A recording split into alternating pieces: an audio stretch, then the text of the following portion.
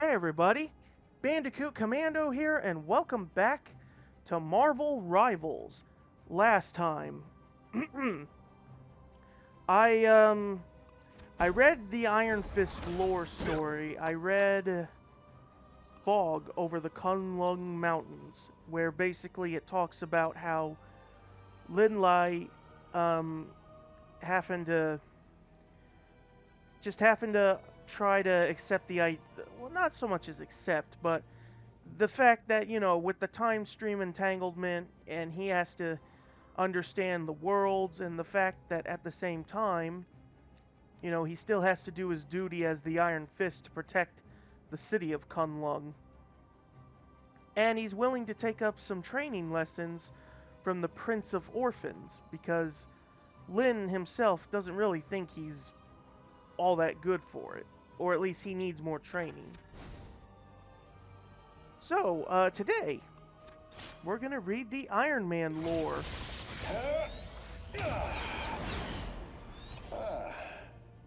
Anthony Tony Stark.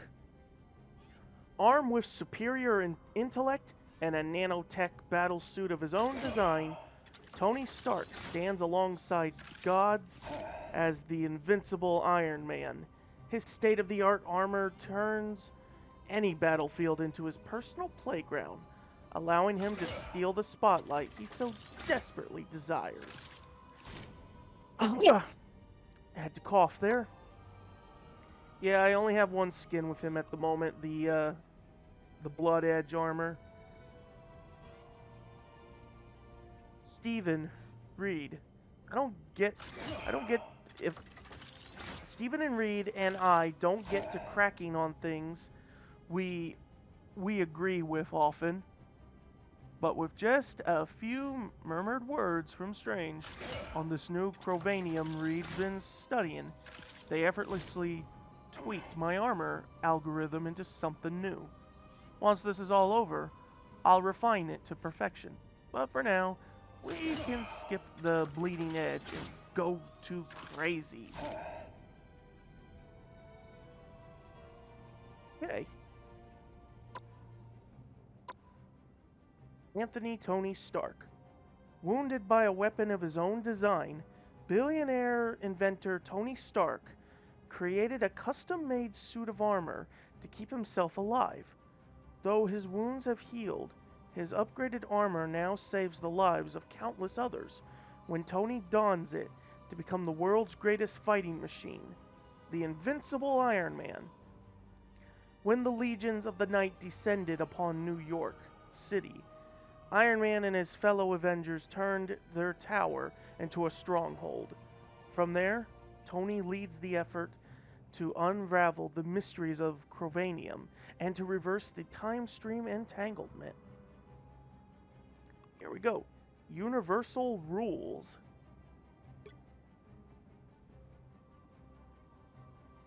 I'm not even going to try and sound anything like Robert Downey Jr. or anything like that, but I'll try to give that same feel.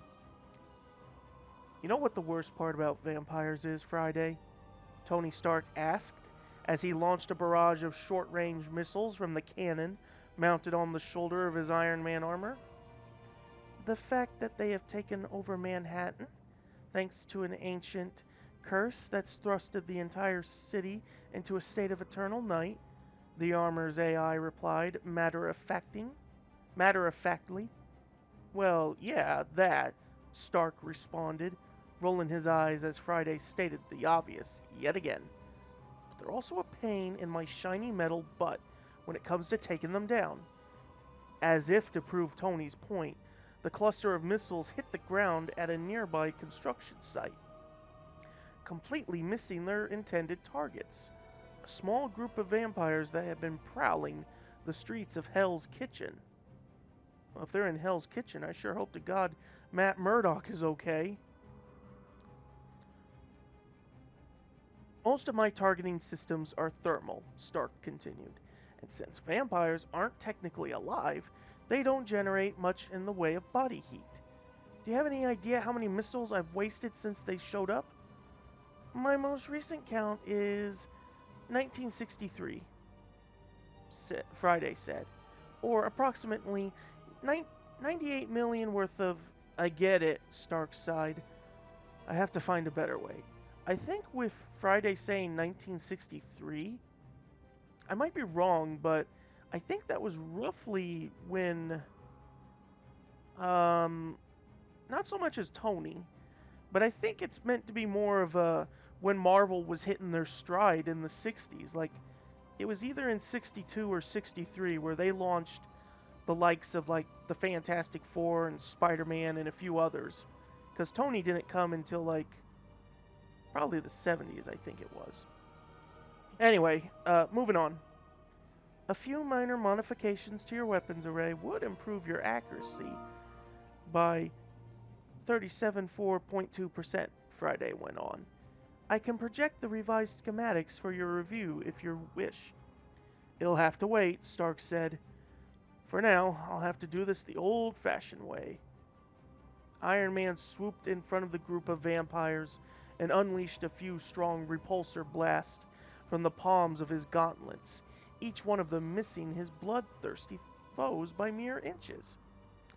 I'm not sure that switching to manual targeting is yielding any better results, sir, Friday said, concerned. Maybe I'm not trying to hit them this time, Friday, Stark said, smiling as he continued to unleash blasts to the sides of the vampires. At least not yet. The creatures of the night huddled closer and closer together to avoid the onslaught of energy burst. The horde turned to flee, but they had been herded into a corner. Iron Man had them exactly where he wanted them. Unibeam! Armor overdrive! Stark commanded. Instantly, the reactor on the center of his chest began to glow with intense power. A concentrated beam emanated from the arc reactor, washing over the vampires. When the light faded, the horde lay defeated at Tony's iron boots. Wow, Stark said. I really needed that. Well, I'm glad you got... Oh, it's someone else. Well, I'm glad you got that out of your system, Tony, another voice interrupted over the armor's comm link, because now I need you back in the lab. Ugh, you're such a buzzkill, Reed, Stark responded, clearly annoyed. But he knew that his fellow scientist, Reed Richards, the brilliant hero and explorer known as Mr. Fantastic, was right. Ever since Doctor Doom had unraveled the boundaries between time streams, causing them to overlap and entangle with each other, countless dimensions have been destroyed, and worlds that did survive have been thrown into complete chaos. Tony and Reed had put their big brains together to design a machine that might be able to reintegrate the timelines and restore the remaining realities to the way that they have been before.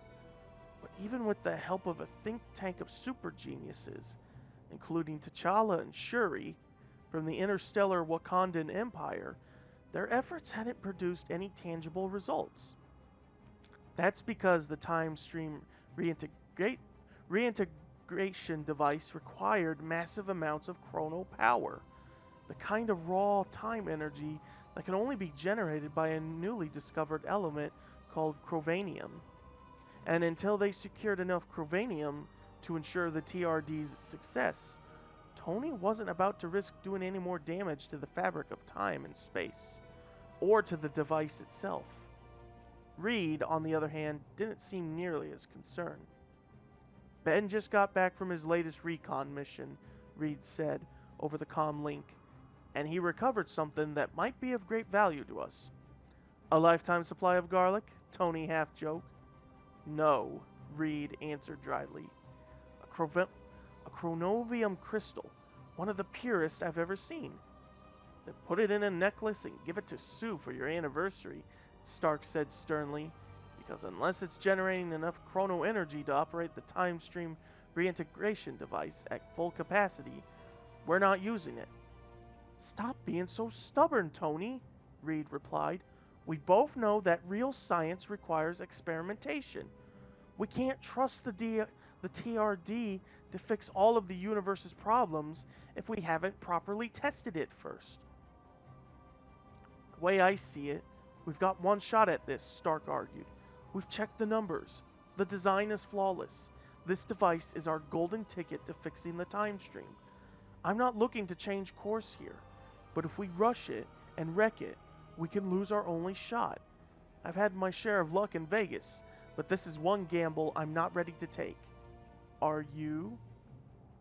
Reed paused, just long enough that Tony thought he might have lost the signal.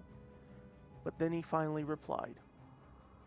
I suppose not, Reed said, his voice tinged with disappointment. But we can't stay in a holding pattern forever. The time will come when we have to pull the trigger, ready or not. Take it from a guy who used to make weapons for a living, Stark said. Even when you think you're ready to pull the trigger, you never really are. Funny, another voice responded, this one nearby. I never had that problem before. Tony had been so caught up in his conversation with Reed that he had failed to notice the arrival of another hero on the scene, the white-clad warrior known as Moon Knight. You're a little late to the party, Spectre, Stark said confidently. I already cleared out all the unwanted guests. That's not what Khonshu told me, Moon Knight replied. He says the vamps have been using this site as a secondary nesting ground. You're crazy, Stark laughed. If there were more of them here, my armor totally would have... Tony stopped, realizing his mistake. He hadn't herded the vampires into the construction site. They had herded him here. They must have somehow figured out that his armor's thermal sensors wouldn't alert him to the presence of more of their bloodthirsty kin lurking silently in the rafters above, waiting to strike. Who's crazy now? Moon Knight asked, as dozens of vampires suddenly descended upon the two heroes. Still you, Stark responded, blasting energy beams at the oncoming attackers. But I guess you're not the only one now. This whole world has lost its damn mind, said Moon Knight as he planted his staff into the ground and vaulted forward, kicking a particularly vicious vamp. For the first time ever, Khonshu might be the only one making any sense. You mean that moon god you're always talking to? Stark asked suspiciously. What's he got to say this time? He says that you've been focusing on the wrong problem, Moon Knight replied. You're so busy trying to save the universe that you're forgetting about saving the people in it. So we should stop the vampires first, then fix the time stream, Stark said, furiously firing every weapon in his arsenal at an endless wave of vampires. Easy to say, but we've been trying to come up with new ways to combat the city's current crisis. As you can see, nothing's working. Science isn't going to solve this, Moon Knight said, pulling a small ankh from his belt. An ancient curse calls for an ancient solution. As Moon Knight raised the ankh over his head, it began to glow. The binding rays of the moonlight shining from the totem sent the remaining vampires running for cover. You wouldn't happen to have another one of those things, Stark said. Like a really, really big one, maybe? No, Moon Knight responded, but I might have something better. Plan. I'm listening, Stark said eagerly. There's a forbidden spell called the Montesi Formula, Moon Knight continued. Khonshu says it has the power to wipe out the vampires for good. What's the catch? Stark asked. The spell was written in the Darkhold, Moon Knight replied, and all of the pages of the Darkhold got scattered across the city when that other Wanda pulled Doctor Strange back into our dimension, Stark finished. Lovely. Khonshu says he knows where we can find the page we need, Moon Knight said. But there's one more thing, and a hero like you isn't going to want to hear it. Try me, Stark said. When I say the spell can wipe vampires out for good, I mean it, Moon Knight said. That includes all of the innocent New Yorkers that have fallen prey to Dracula's legion and joined their ranks. That's a lot of potential casualties, Stark said solemnly. You used to deal in war, Tony, Moon Knight said. You know better than most that casualties are part of the equation. I'm sorry, Stark responded. The price is just too high. Never dreamed of the day where I'd hear Tony Stark say those words, Moon Knight said. Neither did I, Stark replied, uncertain. And I'm not sure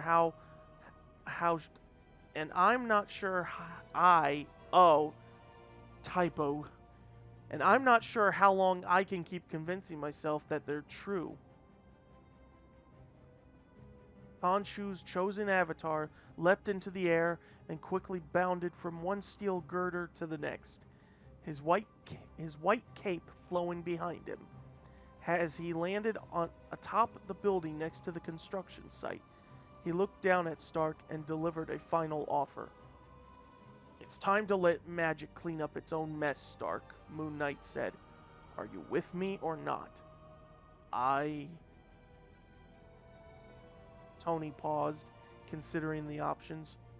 But before he can answer, alarms began to blare inside of his helmet. No more time to talk, boss, Friday chimed in. I just picked up a massive power spike over in Central Park, and from my readings, it seems to be Asgardian in nature. Did Thor finally show his pretty blonde head? Stark asked hopefully. That's a big negative, Friday replied. But whatever it is, it's given off some intense mystical energy.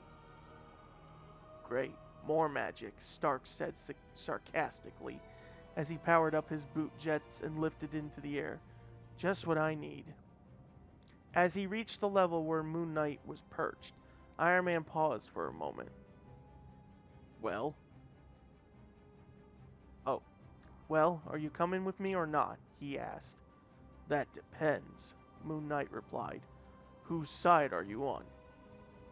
I'm on the side of whoever can end this nightmare, Stark said. And so far, that hasn't been us. Maybe it is time to change course after all. So I guess Tony kinda was willing to side with Mark on the whole Montesi formula thing. Or maybe he was figuring maybe there's a third option and we just haven't realized it just yet. Whatever the case, that will do for this episode of Marvel Rivals. Join me next time. Hey, look at that. We finished the first 14 characters up here. Hooray! Oh, and for a heads up, I ranked up Human Torch. See? Now I'm a knight. So, join me next time as we start the next batch. Because as I record this, like I said, I don't know when what is going to happen.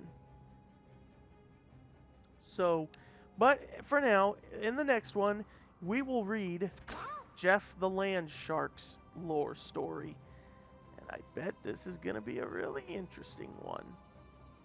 Oh yeah, and much like with that I got Human Torch to rank up, I got Spidey to rank up as well. That one was a pain in my ass. So now I only have these guys left to do. Unless a new hero drops in before I can finish all this, which will most likely happen. But anyway, that is it. And I will see you guys next time.